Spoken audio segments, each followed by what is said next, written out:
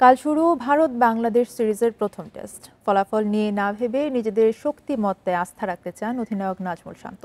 অন্যদিকে টাইগারদের সমীহ করলেও আধিপত্য বিস্তার করে খেলার বার্তা ভারতীয় কোচ গৌতম গম্ভীরের। চেন্নাইয়ের চিদম্বরম স্টেডিয়ামে খেলা শুরু সকাল 10টায়। এ নিয়ে আলোচনা করতে রাজধানীর বারিধারা থেকে আমাদের সঙ্গে যোগ দিয়েছেন জাতীয় দলের সাবেক ক্রিকেটার ইশতিয়াক আহমেদ। আপনাকে স্বাগত জানাচ্ছি ইন্ডিপেন্ডেন্ট সংবাদে।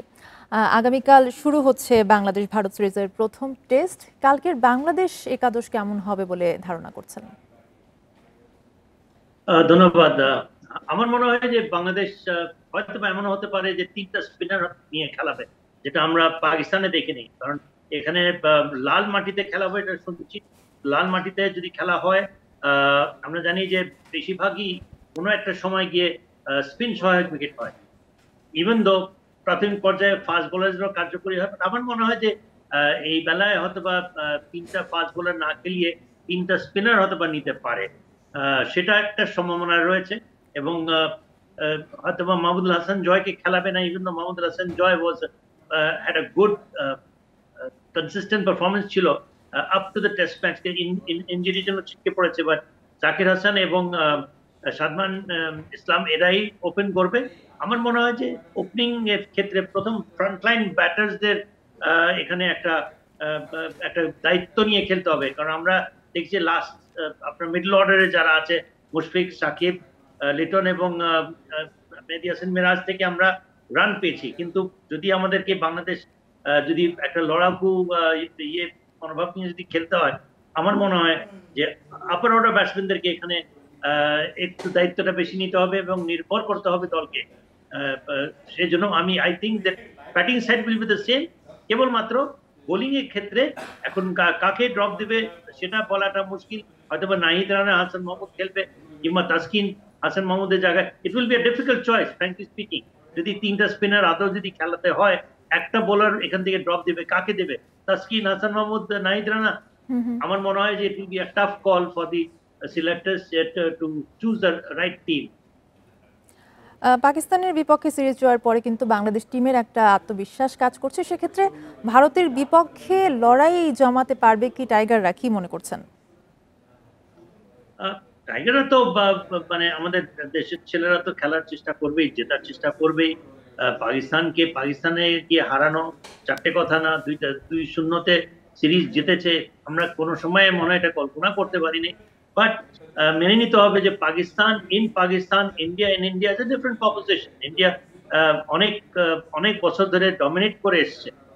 কেবল লাস্ট ইয়ার হয়তো ইংল্যান্ডের সাথে একটা সিরিজ হেরেছে, otherwise India is absolutely invincible in India. সুতরাং অলমোস্ট অসম্ভব হবে ইন্ডিয়াকে পরাজিত করা। আমি মনে করি যে 5th ডে পর্যন্ত নিয়ে যায়, ফাইটিং ইয়ে যদি ক্রিকেট অ্যাবিলিটিস যদি দেখায়, প্রত্যেকটা সেশন ডমিনেট করার যদি একটা চেষ্টা থাকেন, 5th ডেতে গিয়ে ইউ নেভার নো কি হতে পারে। বাট আমি আশা করব, অন্তত এইটুকু আমি আশা করতে পারি বাংলাদেশ দলের প্লেয়ারদের থেকে, যে তারা ফাইট করে 5th ডে পর্যন্ত নিয়ে যাবে এবং ইন্ডিয়াকে নাকান চুবানি খাওয়াবে। এই ধরনের একটা আমি আশা করছি, বাট উইশফুল থিঙ্কিং। এ বিষয়ে আসলে আমরা সবাই আশাবাদী। আর শক্তির বিচারে বাংলাদেশ কি আসলে ভারতের চেয়ে অনেক বেশি পিছিয়ে কিনা? কারণ ভারতের বিপক্ষে কিন্তু 13টি টেস্টের মধ্যে 11টিতেই হার। বেশি পিছিয়ে কিনা জানি না, বাট ভারত অনেকখানি সমীহ করবে বাংলাদেশকে। কারণ রিসেন্ট পাস্টে আমরা দেখি যে বাংলাদেশ বিদেশে গিয়ে টেস্ট ম্যাচ জিতেছে। নিউজিল্যান্ডের মতো দলকে নিউজিল্যান্ডে আমরা হারিয়েছি, ভুলে গেলে হবে না। আমরা পাকিস্তানকে 2-0 হারিয়েছি। সুতরাং we have been beating sides in their backyard. সুতরাং ইন্ডিয়া এই সাইডটাকে ওভারলুক করার কোনো স্কোপই নাই। এবং এখনকার যে দলটা বাংলাদেশে অনেক পরিণত একটা দল, particularly the fast bowling side.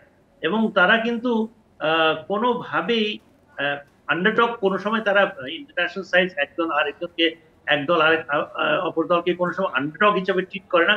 But আমার মনে হয় এই বেলায় বাংলাদেশকে ইন্ডিয়া একটু ওভার কি বলবো, ওভার কশাস বলবো না, but they will be very careful about not doing mistakes, যেটা তারা আদারওয়াইজ বাংলাদেশ থেকে তারা মিস্টেক্সটা অনেকখানি আমার মনে হয় মিস্টেক্স করাতে পারতো।